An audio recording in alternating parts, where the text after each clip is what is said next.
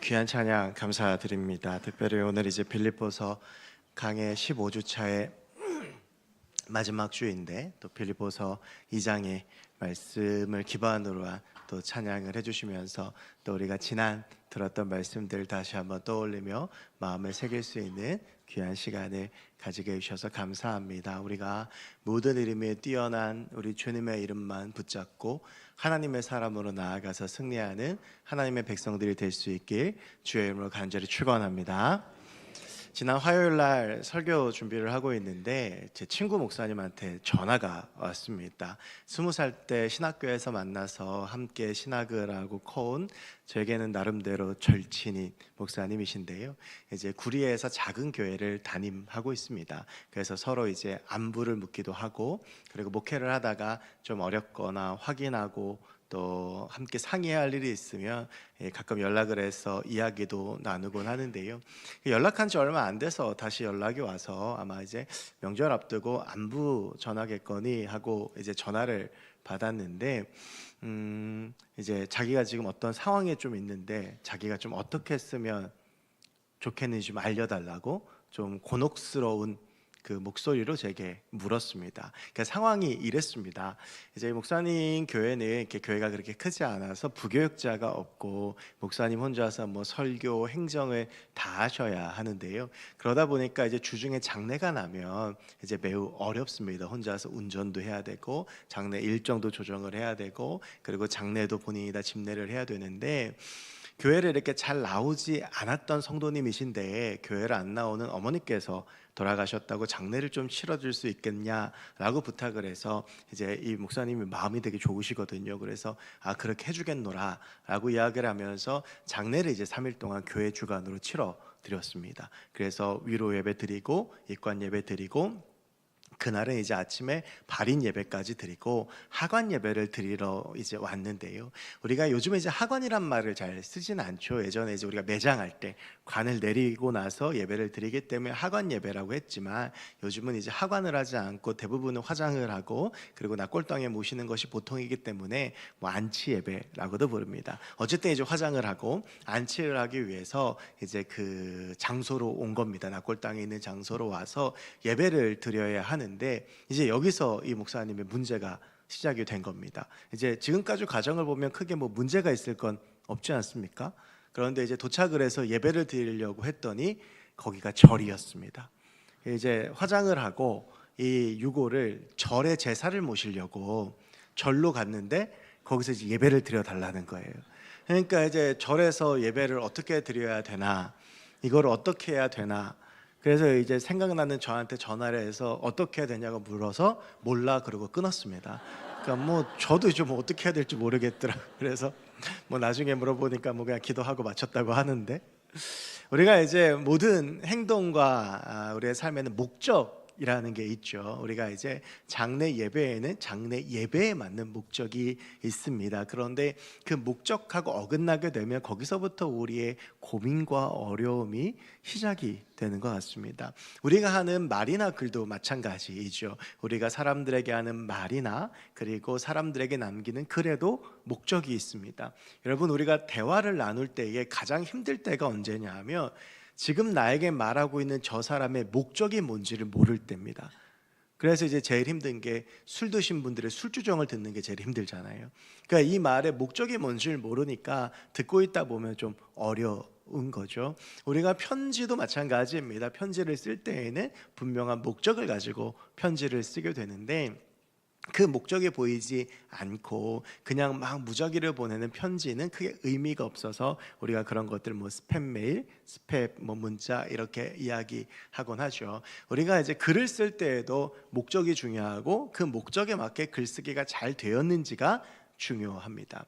여러분, 우리가 이제 빌립보서 강해를 15주에 걸쳐서 오늘 마치게 됩니다. 이제 바울이 감옥 안에 있으면서도 왜 빌립보 교인들에게 편지를 썼는가라고 했을 때 가장 표면적으로 드러나는 이유는 바울이 지금 이 어려운 상황 가운데 있는데 빌립보 교회가 에바브로디도를 보내서 바울을 돕고 또 에바브로디도 편에 또 바울이 쓸 수 있는 선물들 그러니까 뭐 재물들 같은 것을 보내주었고, 그래서 이제 바울이 에바브로디도를 보내면서 그 에바브로디도 편에 보낸 편지가 빌립보서이죠.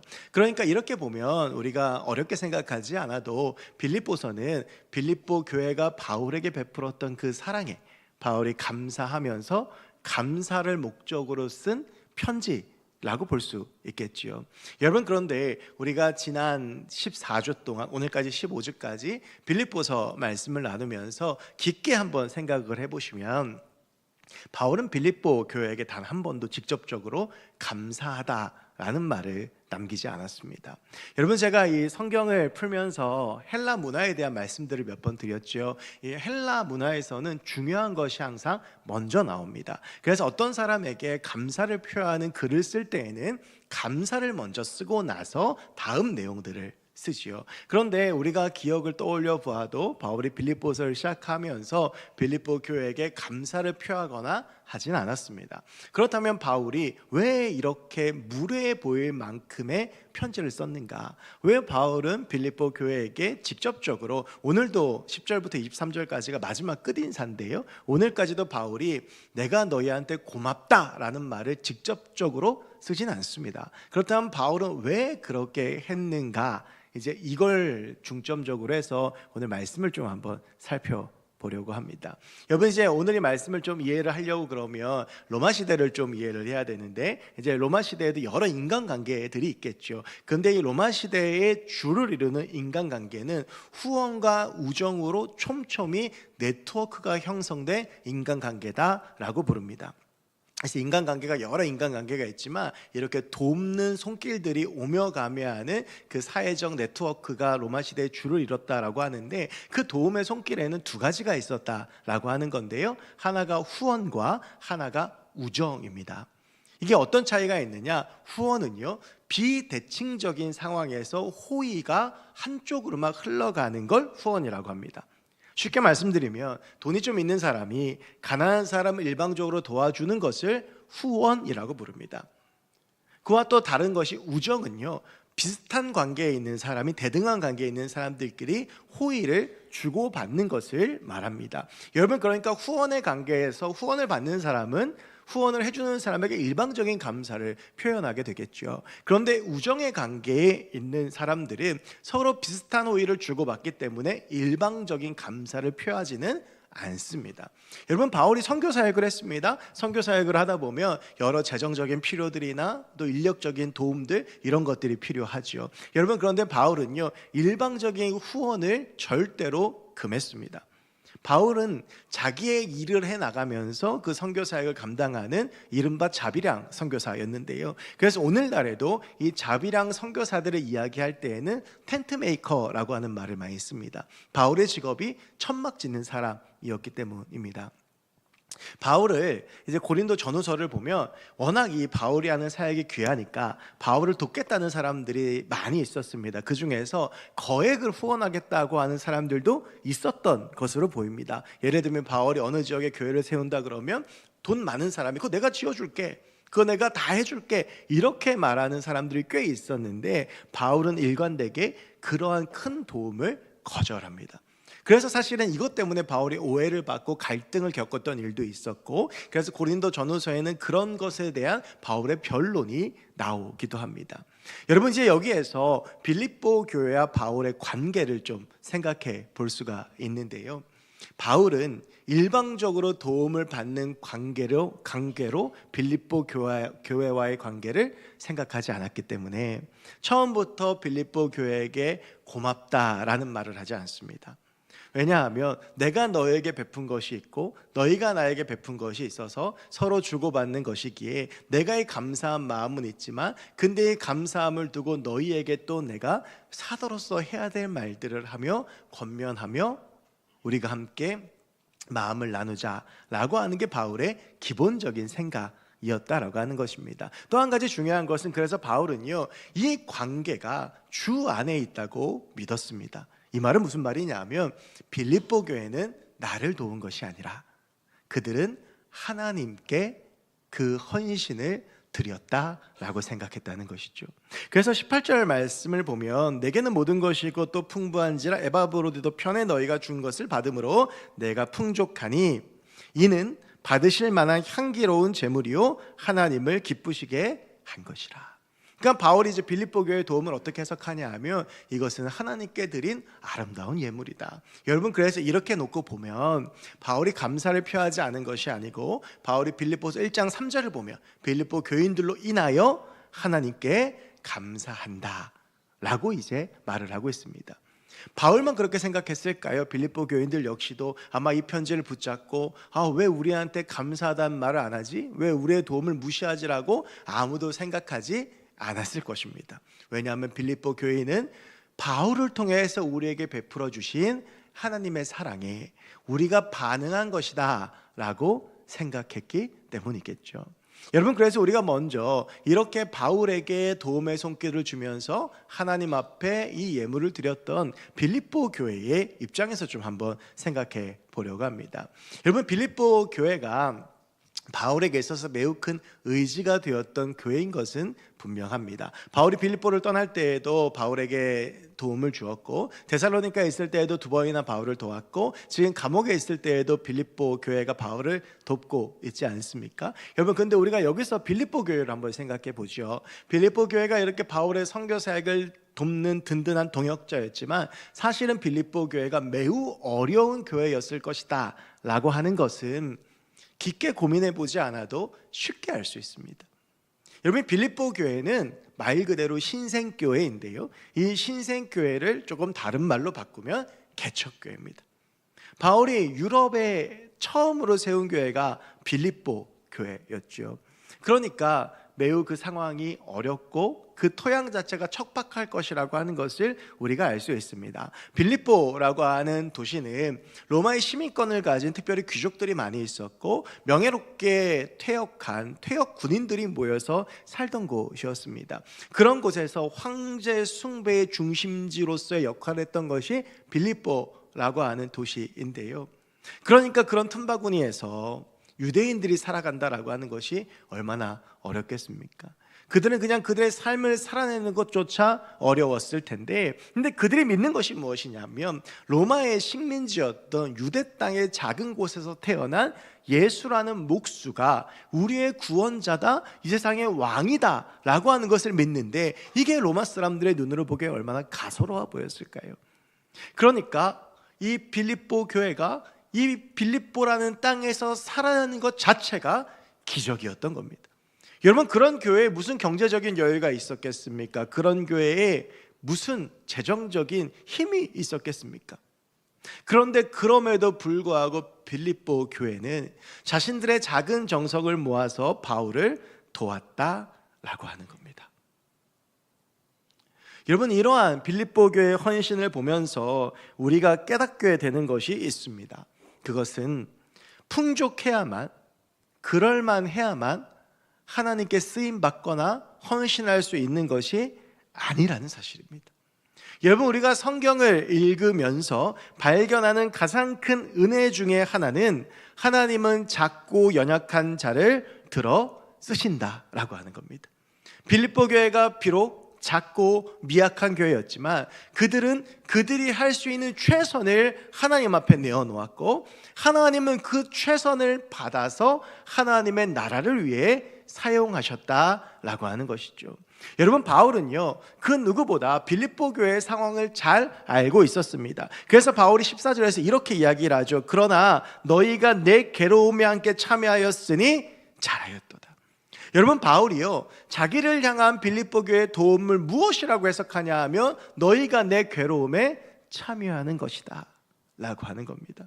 실질적으로는 빌립보 교회의 재정적인 어려움을 말하는 것이겠죠. 지금 내가 당장 먹고 살기도 어려운데 작은 것을 들여서 바울을 돕는 그 손길을 말하는 것일 터이고, 그리고 그렇게 하나님의 사람으로 살아가려고 발버둥치는 그들의 삶을 이야기하는 것일 겁니다. 바울은 오늘 이 선포를 통해서 빌립보 교회에게 이야기하는 것이죠. 너희가 비록 작고 연약하고 부족하고 그래서 하나님 앞에서 작은 모습일지 모르겠지만 너희의 그 수고와 헌신을 통하여 내가 힘을 얻고 하나님이 그렇게 역사하신다라고 하는 겁니다.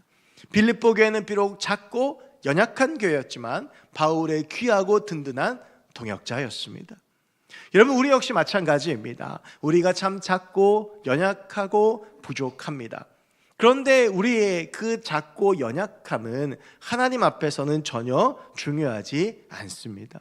여러분, 성경에서 발견하는 너무나도 놀랍고 큰 은혜는 무엇이냐 하면, 그럴만해서 하나님께 부름받고 쓰임받은 사람은 아무도 없다라고 하는 겁니다.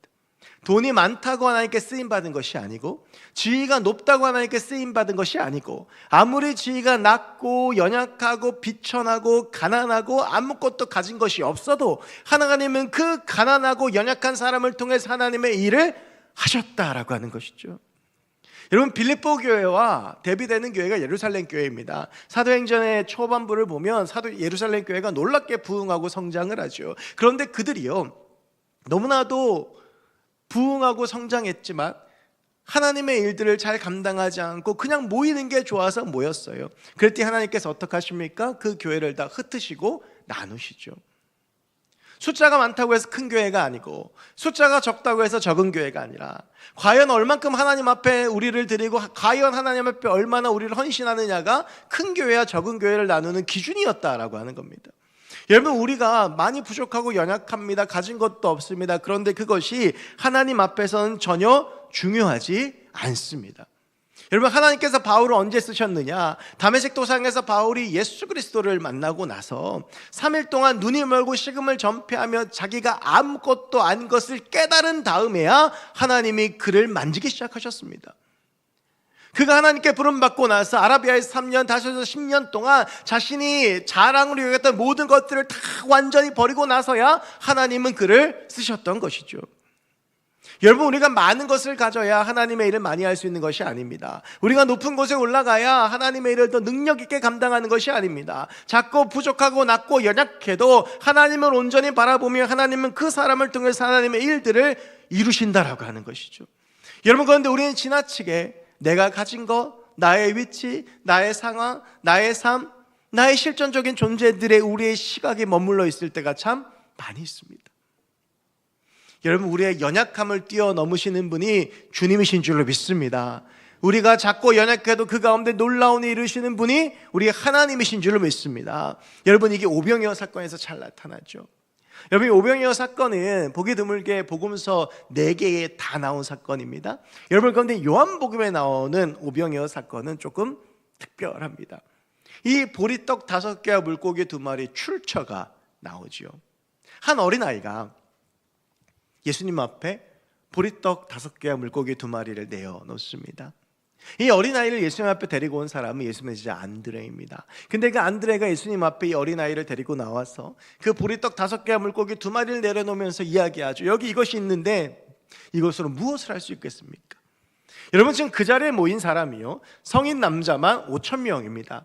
여자 어린아이까지 합치면 2만 명은 넘었을 것이고요. 그래서 예수님께서 빌립에게 물어보시죠. 이거 어떻게 해야 되겠냐? 그때 빌립이 이런 얘기를 합니다. 이 사람들을 먹이려면 200데나리온의 떡이 필요합니다. 여러분, 200데나리온을 오늘 우리식으로 환산하면 약 2천만 원 정도 됩니다.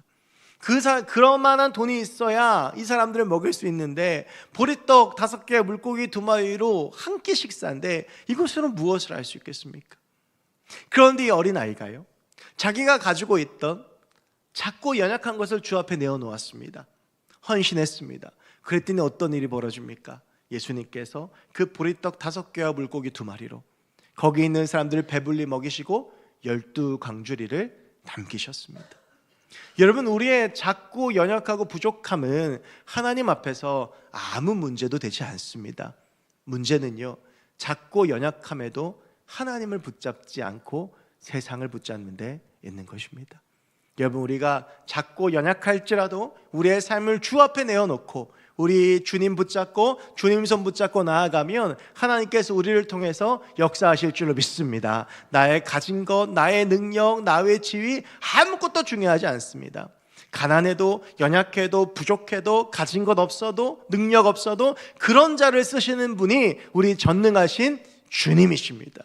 여러분, 그래서 우리는요, 이 시각을 나를 향한 시각에서 하나님을 향한 시선으로 바꿔야 합니다. 땅을 보고 사는 것이 아니라 하늘을 보고 살아가는 하늘의 시민이 되어야 되는 것이죠. 내 능력과 내 힘을 의지하는 것이 아니라 하나님의 힘과 하나님의 능력을 의지해서 주님 붙잡고 살아가면 하나님의 능력이 우리의 삶 가운데 나타나는 것입니다. 우리는 비록 작고 연약하지만 그런 우리를 통해서 역사하시는 주님을 바라보면서 나아가는 저와 여러분들이 되길 간절히 소망합니다. 여러분, 이제 이 시선을요 바울에게로 좀 옮겨와 볼까요?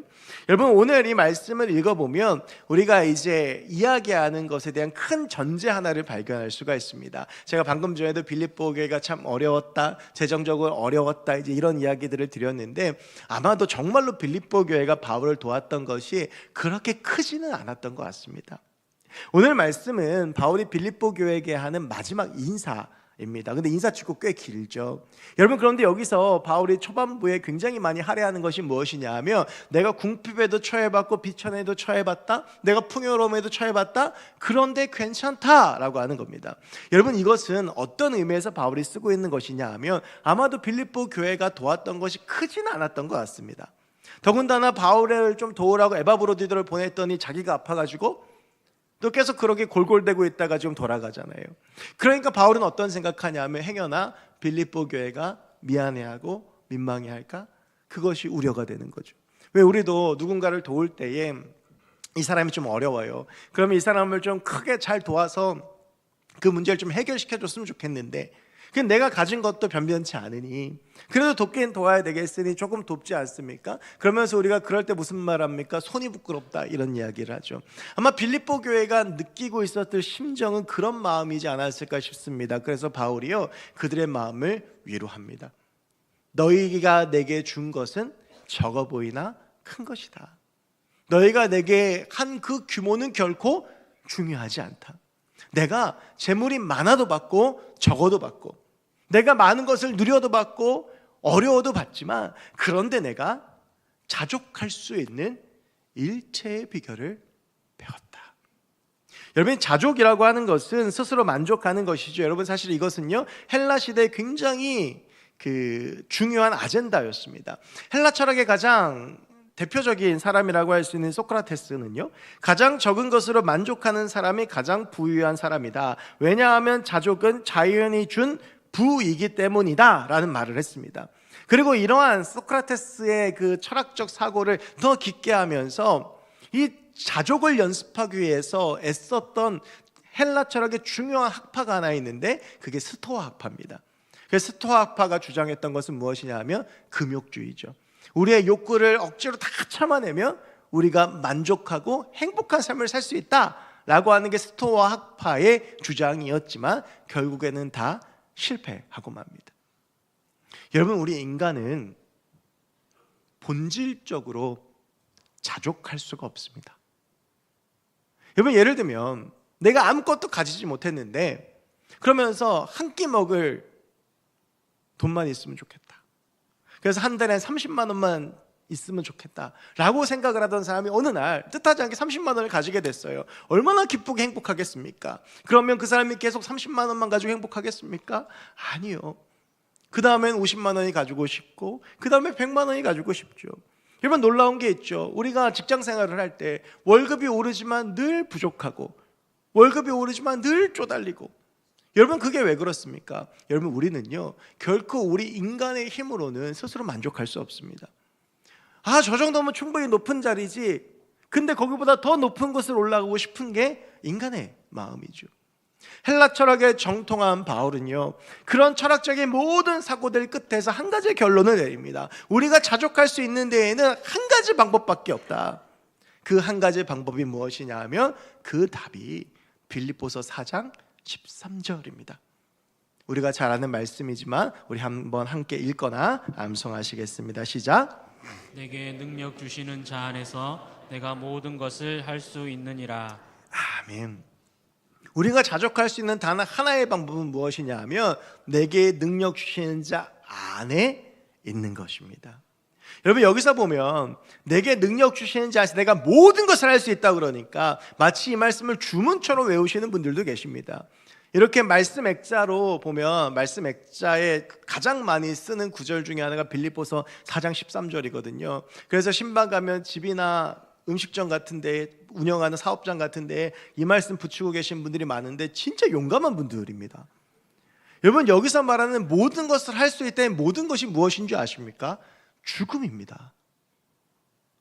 지금 바울은 감옥 안에서 죽을지도 모르는 상황 가운데 있잖아요. 뭐라고 고백하는 거냐면 내게 능력 주시는 자 안에서 내가 죽음이 찾아와도 자족할 수 있다라고 믿음의 고백을 하고 있는 거예요.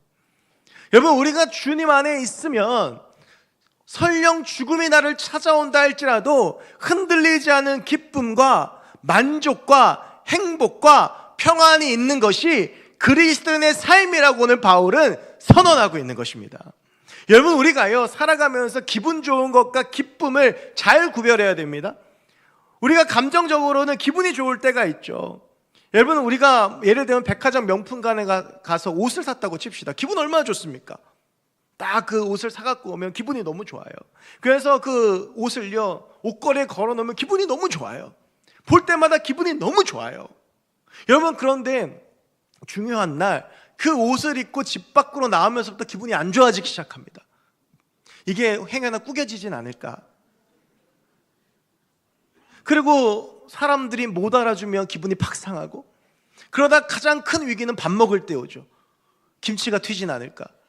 그러다 행여라도 찌개국물이라도 튀면 얼마나 기분이 안 좋습니까? 분명히 이 옷은 내게 세상에서 정말 피할 수 없는 기쁨을 줬던 옷 같은데 갑자기 나를 세상에서 가장 슬프게 만드는 거예요. 가짜죠. 여러분, 주님께서 우리에게 주시는 기쁨은 이러한 가짜가 아닙니다. 죽음 앞에서도 흔들리지 않고 평안하고 기쁠 수 있는 것이 우리 주님께서 주시는 기쁨의 실체인 겁니다. 여러분, 그 방법은 오직 하나입니다. 주 안에 있는 것입니다. 여러분, 사도 바울이요 바울 서신에서 주 안에라는 표현을 134번을 씁니다. 여러분, 이것은 바울의 삶의 가장 중요한 가치가 무엇이었는지, 그가 무엇을 추구했는지를 보여줘요. 바울이 그의 삶 가운데 끝까지 인생 끝까지 붙잡고 추구했던 것은 무엇이냐 하면 주 안에 있는 겁니다. 끊임없이 바울은 그 어려움이 있었어요. 나를 무너뜨리려고 하고 주님과 끊어보려고 하고, 그래서 세상에서의 욕망과 여러 가지 절망과 감옥에 갇히는 그 어려움과 힘듦 속에서도 바울은 끝까지 무엇을 가지고 싸웠냐 하면 주 안에 있기 위해서, 하나님 앞에 있기 위해서 바울은 그 싸움을 한 겁니다.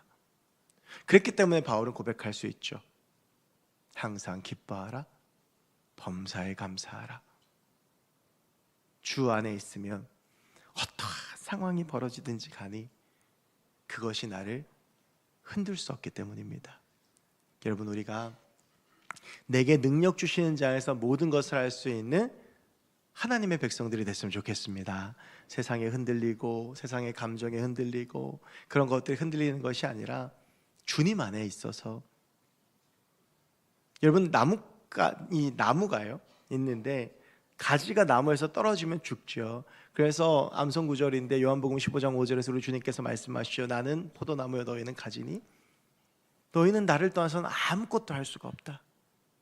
여러분, 우리 주님 떠나면 못 삽니다. 주님 떠나면 살 수 없습니다. 그래서 우리의 싸움은, 우리 장로님 기도해 주셨지만 혈과 육에 속한 것이 아니라 내 혈기로, 내 힘으로, 내 능력으로 우리가 그렇게 싸우는 것이 아니라 우리의 싸움은요 하나님의 힘과 능력과 은혜로 하는 것입니다. 그래서 우리에게 필요한 것은 주 안에 있는 것이죠. 여러분, 우리가 주님 안에 있기 위해서 애쓰고 몸부림치는 주의 백성들이 되길 소망합니다. 여러분, 이제 마지막으로 이제 이 빌립보서 긴 15주의 여정이 끝나는데 바울이 21절부터 23절까지 해서 마지막 끝인사를 하고 있습니다.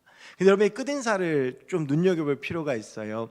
여러분, 이제 이 빌립보서라고 하는 건 빌립보 교회에게 바울이 보낸 공적 서신이죠. 그리고 이 서신은 그 당시 회람 편지라고 해서 빌립보 교회만 보는 것이 아니라 주변 사람들이 이거 바울 선생님의 글이야 그러고 돌려봅니다. 그래서 바울은 공적인 마음으로 이 글을 쓰거든요. 그러면 여러분, 인사를 할 때 어떻게 해야 되겠습니까? 인사할 때 모두에게 인사하는 것으로 끝이 나야죠. 보통 바울 서신이 그렇게 끝이 납니다. 여러분, 만약에 제가 뭐 한 달 정도 선교지 방문에 가 있다가 한 그 중간에 우리 교인들한테 편지를 보내는데 모두에게 다 안부를 물어야지 거기서 특정한 몇 명의 이름을 써가지고 특별하게 이 사람들에게 안부를 묻는다 그러면 난리 나지 않겠습니까? 그러니까 바울도요, 그냥 그 모두를 다 아울러서 늘 바울 서신을 마무리했었는데, 그런데 오늘 본문이 조금 달라요. 여러분, 오늘 본문 22절을 보면 특히 가이사의 집 사람들이 너에게 문안한다 라고 되어져 있죠. 이런 말입니다. 지금 이 빌립보서를 마무리하면서 이 빌립보서를 쓸 때 감옥 안에 있는 바울이 아마 로마의 감옥에 있었던 것으로 보이는데, 그때 함께 마음을 나눴던 동역자들이 너희를 응원하고 너에게 문안한다 라고 마지막 인사를 하는 거예요. 그런데 여기 수많은 동역자들인데 그 중에서 바울이 특별히 강조하는 사람들이 누구냐 하면 가이사의 집 사람들입니다.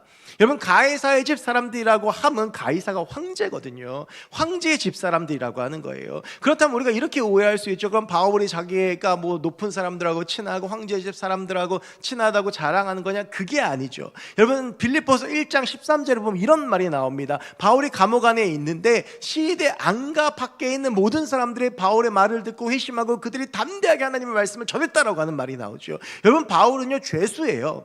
로마의 죄를 지어서 그 감옥에 갇혀있는 죄수가 언제 죽을지 모르는데, 그 바울이 감옥 안에 있는데 시대 안과 밖의 사람들이 변화되어지고 하나님의 복음을 전하는 사람들을 바뀌었다라고 하는 거예요.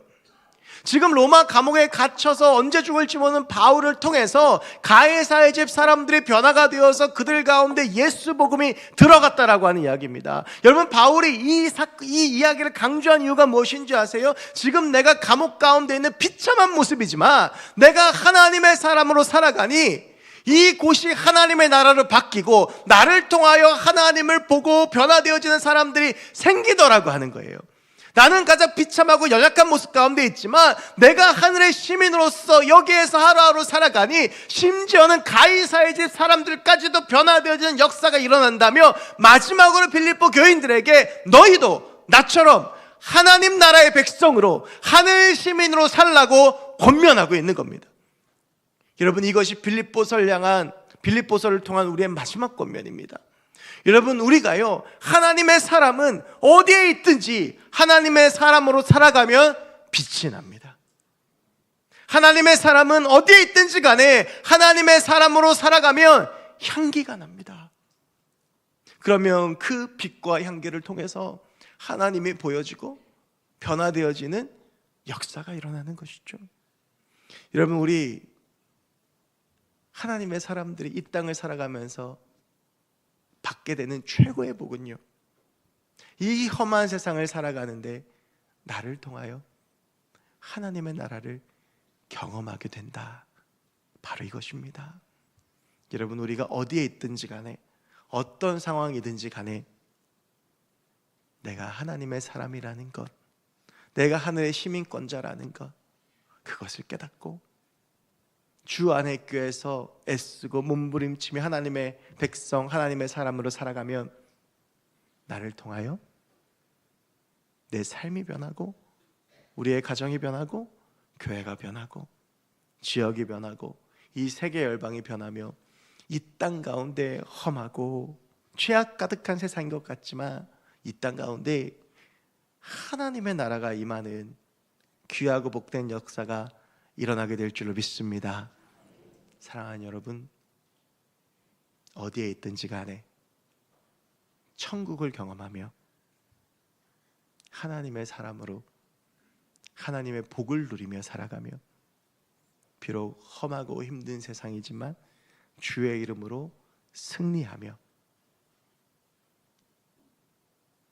하늘의 시민으로 살아가 천국 백성으로서의 삶을 누리며 살아갈 수 있는 저와 여러분, 우리 모두가 될 수 있길 주의 이름으로 간절히 축원합니다.